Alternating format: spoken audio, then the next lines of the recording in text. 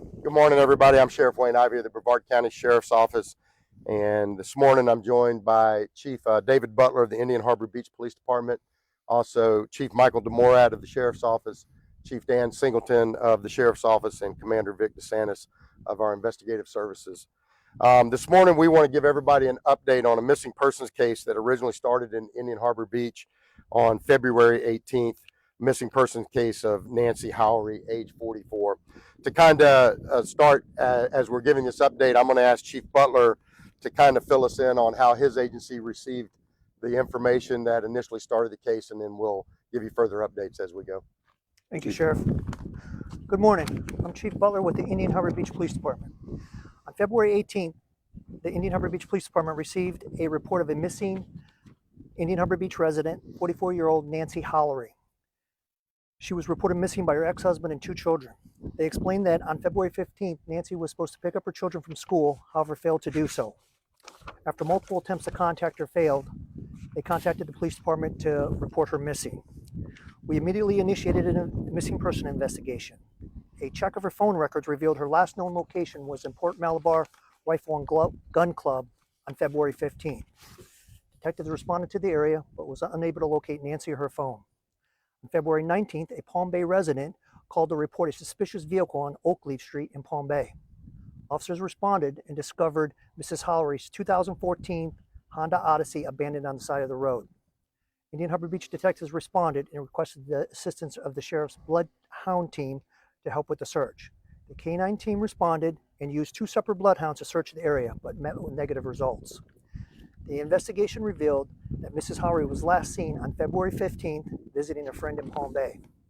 This friend told us that she was supposed to meet her boyfriend, Daniel Stern, of Palm Bay, at a location in Palm Bay. At that point was the last time anyone seen or heard from Nancy. At that point, I requested the assistance of the Brevard County Sheriff's Office and asked they assume control of the investigation to ensure all jurisdictional requirements were adhered to. Sheriff Ivey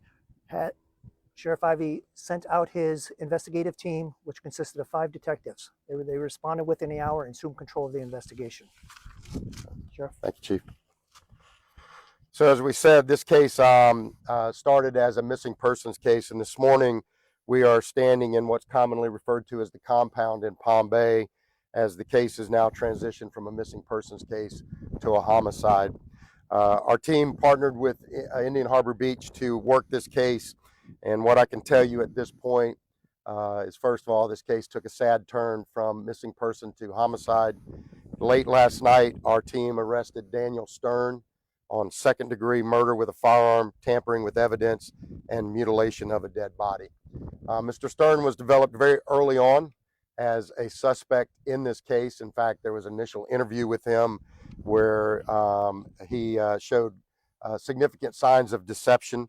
I'm going to try and give you a little timeline as this thing is unfolded. Stern and our victim were at one time involved in a relationship. The victim was, as Chief said, last seen on the 15th by a friend. And then on the 19th of February, her vehicle was recovered by Palm Bay PD.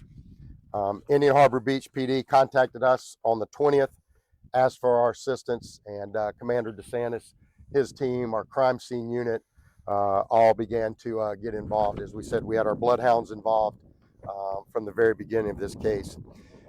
Stern was, as we said early on, developed as a suspect, not only because of their relationship, but also because of how we believe they initially met through a social media site. Working the case as a missing persons in partnership, we interviewed Stern. Actually, the first interview of Stern was by Palm Bay PD, and then the second interview was by our team. In both of those interviews, he showed significant areas of deception and truly identified himself as a prime suspect in the case. This past week, our team heated him up a little bit, and by that I mean we contacted him several times, trying to put him on edge that things were developing in the case. As a result of heating him up, we assigned Game Over, our task force, Game Over task force. We assigned our fugitive unit and our aviation team to conduct 24-hour surveillance on Stern. Ultimately, the surveillance led us here to the compound and there's actually 5 different crime scenes here within the compound. Our crime scene team has done a phenomenal job in processing this. As you can tell, it's pretty broad out here, moving from one location to the other. What we know from the surveillance is that he came out here. He at one point suspected that he might be being followed, so he was doing some counter surveillance between our our aviation unit, our game over task force, who does surveillance each and every day, and our fugitive unit, who fits that same mold of surveillance every day on suspects. Our team was able to follow him. They at one point actually followed him here near the location we're currently at, and they were able, while they were surveilling him, to determine that he was burying the body. And he had actually, from what our investigation has showed us at this point, he had actually burned the body in an effort to destroy any possible evidence. Once we encountered that on our surveillance, we immediately took him into custody. And then late yesterday evening, in fact, throughout the day, he not only confessed to his part in the murder, but also to trying to destroy the body by burning it and then burying it. This case is ongoing. I will tell you that we are absolutely certain this is an isolated incident. And Mr. Stern is in custody, as I said, for second-degree murder. He's also being held on no bond. And our team continues to work this case, working in concert with not only Indian Harbor Beach, but also with our state attorney's office in the filing of the charges. This is a horrific individual. We did a search warrant last night at his location, at his house, recovered multiple firearms. We still, at this point, obviously, we will have DNA being involved from FDLE.